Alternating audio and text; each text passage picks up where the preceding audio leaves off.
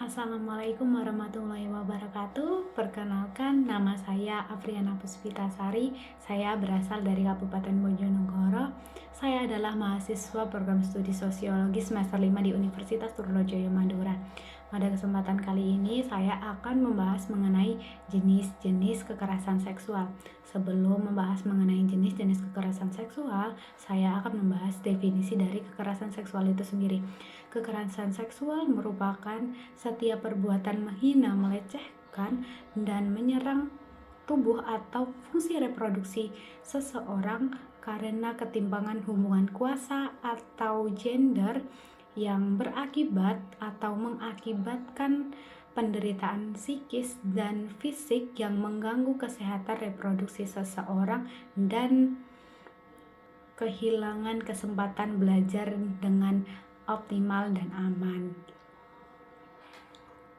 Terdapat beberapa jenis kekerasan seksual, di antaranya yaitu kekerasan verbal, kekerasan fisik, kekerasan non-fisik, dan kekerasan melalui media informasi dan komunikasi. Kekerasan verbal merupakan kekerasan melalui komentar atau ucapan yang membuat rasa tidak nyaman atau cenderung merendahkan diri orang lain. Kekerasan fisik adalah kekerasan berupa sentuhan sensual yang bersifat memaksa yang dapat menyebabkan luka fisik pada tubuh seseorang. Kekerasan non-fisik adalah kekerasan di mana seseorang memperlihatkan keinginan seksualnya terhadap orang lain tanpa persetujuan orang tersebut. Kekerasan melalui media informasi dan komunikasi merupakan memanfaatkan media informasi dan komunikasi untuk menyampaikan pesan-pesan sensual tanpa persetujuan penerimanya. Ada banyak bentuk kekerasan seksual, namun pada kesempatan kali ini saya hanya akan menyebutkan beberapa bentuk kekerasan seksual saja. Yang pertama, menyampaikan ujaran yang mendiskriminasi atau melecehkan tampilan fisik, kondisi tubuh, atau identitas gender seseorang. Kedua, memperlihatkan alat kelamin tanpa persetujuan seseorang. Yang ketiga, menyampaikan lelucon, gurauan, atau siulan yang bernuansa seksual. Yang keempat, menatap dengan nuansa sensual. Yang kelima, menguntit, mengambil dan menyebarkan informasi pribadi seseorang termasuk gambar tanpa persetujuan seseorang tersebut. Yang keenam, mengirim pesan berupa video, gambar, audio, atau lelucon dalam bentuk sensual tanpa persetujuan penerimanya. Yang ketujuh, memaksa orang lain melakukan aktivitas seksual. Yang kedelapan, mengintip orang lain yang sedang melakukan aktivitas pribadi. Yang kesembilan, memerintahkan hukuman bernuansa seksual. Hal tersebut merupakan contoh bentuk-bentuk kekerasan seksual yang dapat terjadi di lingkungan perguruan tinggi.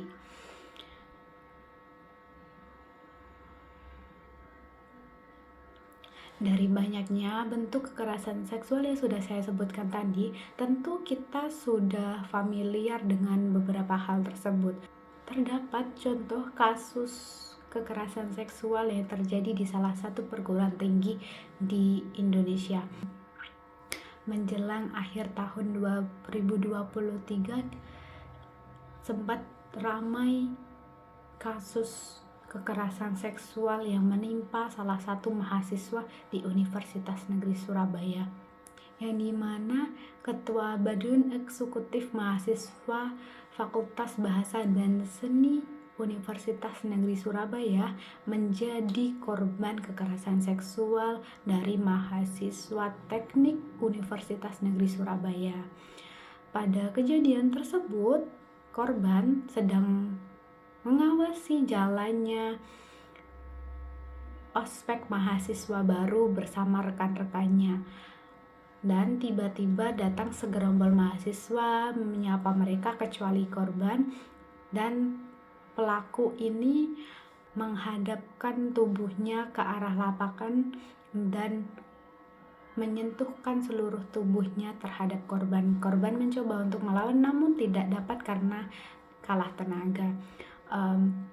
Atas kejadian ini, korban sudah melaporkan pada Satgas PPKS Universitas Negeri Surabaya, dan kasus ini telah ditangani oleh Satgas PPKS Universitas Negeri Surabaya. Hal tersebut merupakan contoh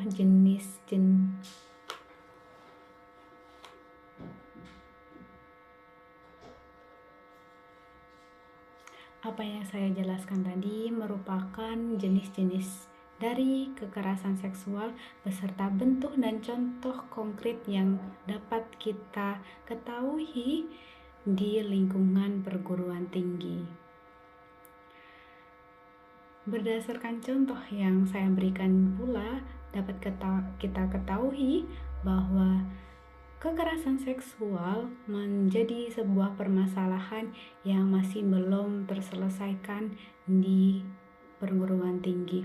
Oleh karena itu, mari kita bersama-sama berkontribusi untuk menciptakan perguruan tinggi yang merdeka dari kekerasan seksual.